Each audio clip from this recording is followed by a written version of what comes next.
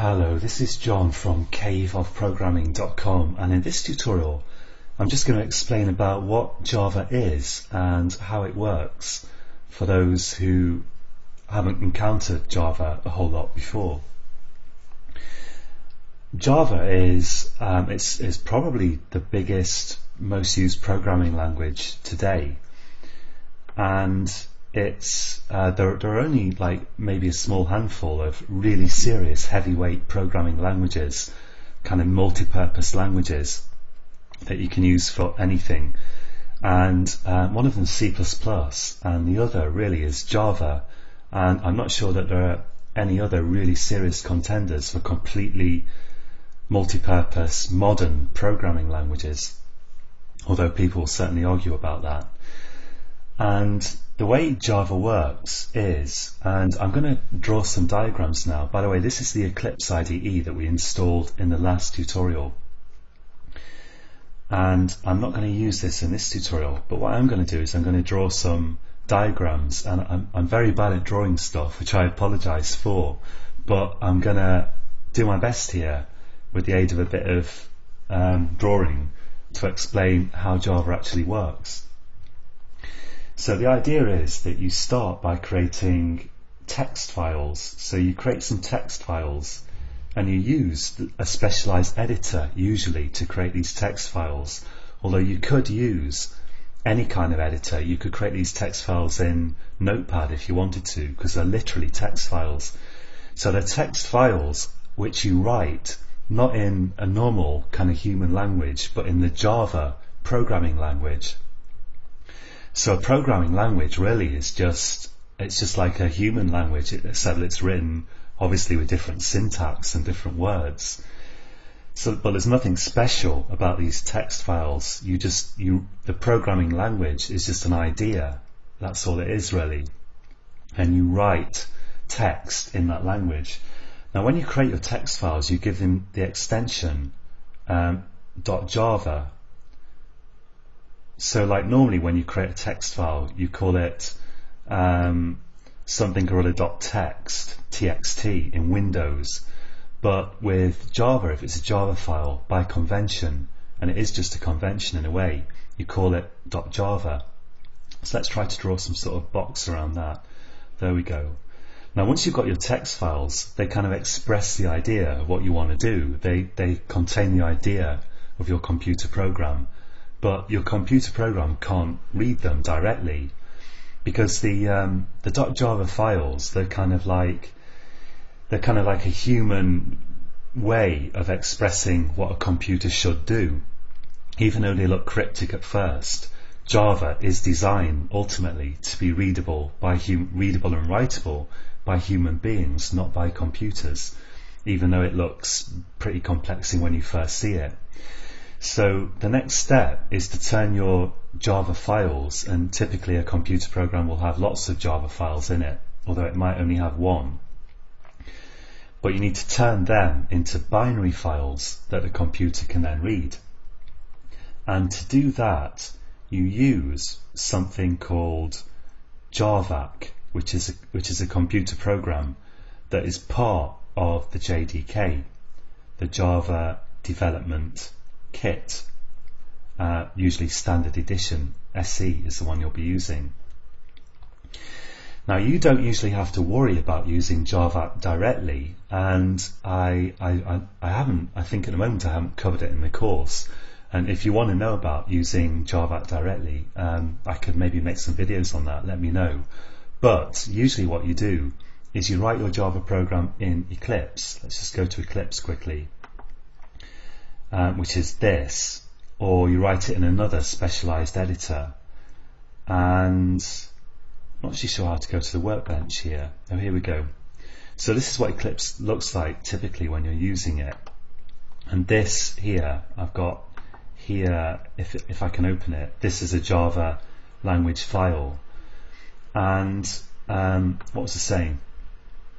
Oh yeah, usually you don't have to use Javac directly. You write your Java files in Eclipse, and then you just press a button, which is this green run button, and that creates your binary files by using the Javac program behind the scenes. to turn your text files into binary files, which Eclipse will then run. So normally you don't have to know about JAVAC, you just have to know about this green button up here. Let's go back to the diagram now. So although the program that turns these text files into binary files is called JAVAC, you don't normally use it.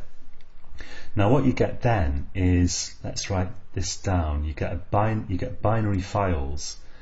You get one binary file at least for every .java file that you create. In fact, there's one binary file for every class that you create, and a class is kind of like an idea that you express in the Java programming language. And you can have more than one class in a Java file. And for every class, you'll get one binary file. And the binary files that are created have the extension .class. And in fact, these are still not understandable by your computer directly. Now the reason for that is Java uses the idea of what we call a virtual machine. There's this thing called the Java Virtual Machine, or JVM. And what it is a complete simulation, basically, of a computer. So it's a simulation, at least, of the kind of central processing unit and the memory that any computer has. And you might think, well, why do I want to simulate a different computer on my existing computer? Which is a perfectly good question. And the reason is that you can provide a JVM for different platforms, different kinds of computers, different machine architectures. But that JVM can then run any class file without change. So if you take C++, for example, which is another heavyweight programming language like Java, C++ files usually, or at least historically, maybe it's changing, but usually they run directly on your computer. But then you have to recompile, you have to create a new binary file for every different kind of machine that you then want to run that binary file on. This problem doesn't exist with Java, because in Java you create these binary files that are then run on the Java virtual machine. So the binary file thinks it's running on the same computer regardless of what computer it's really running on. So the JVM is kind of like an extra layer over your existing computer that provides the kind of computing services for your Java programs to run. So once you've got your class files, basically, you then run them. You run your computer program like this. Let's write computer program. My handwriting isn't quite this bad in real life, but it's almost as bad, to be honest with you. But don't worry, most of the course I'll be typing, not writing or drawing. So your binary.class files can run as a computer program with the aid of a kind of simulated computer called the JVM, which stands for Java Virtual Machine. And when you install the JRE, whoops, gosh, it's terrible, JRE, the JRE program that you installed in the last tutorial that stands for Java Runtime Environment, and it's the JRE that sets up and creates and runs the Java Virtual Machine, and it's the Java Virtual Machine that runs your binary class files as a computer program.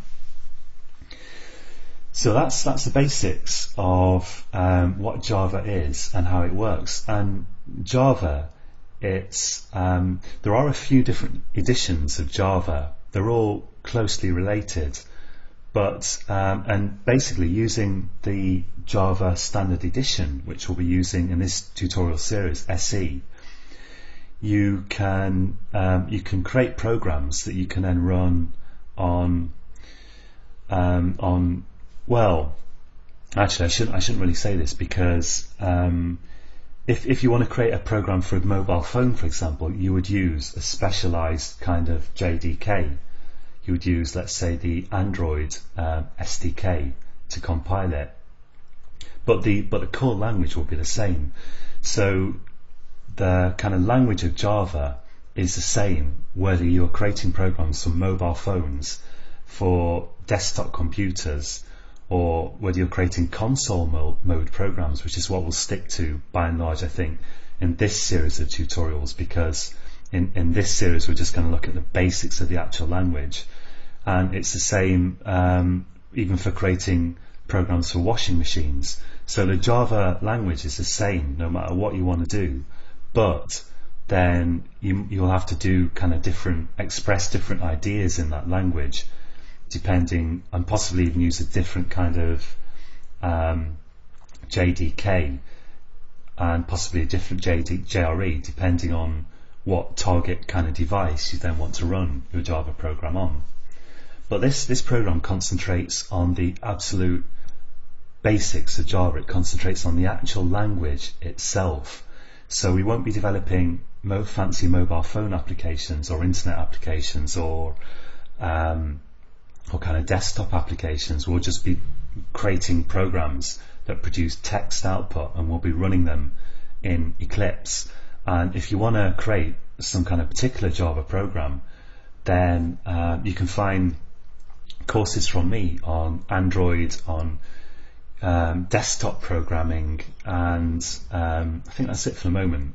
And the first parts of those tutorials are free, so you can get started with those just by subscribing to my free tutorials and looking at the free videos at the start of each one. Okay, so I think that's enough for this second kind of introductory tutorial. And as I say, you might want to go now to the kind of main part of the tutorial series and start trying to create a program. And when you do that, it will seem bewildering to start with, but hang in there, because it does get better. And just typing stuff out and having a go and seeing it run gives you a lot of confidence. And if you just kind of stick at it, eventually you will get the hang of it, because that's what I did. I don't have a degree in Java or anything like that. I didn't have any kind of training. I just learned this myself, the same way you're learning it, actually from books. I didn't have the internet back in '96 when I learned Java, and I've been working in it very successfully ever since. Okay, so that's it for this time. Join me again in the next tutorial, and until then, happy coding.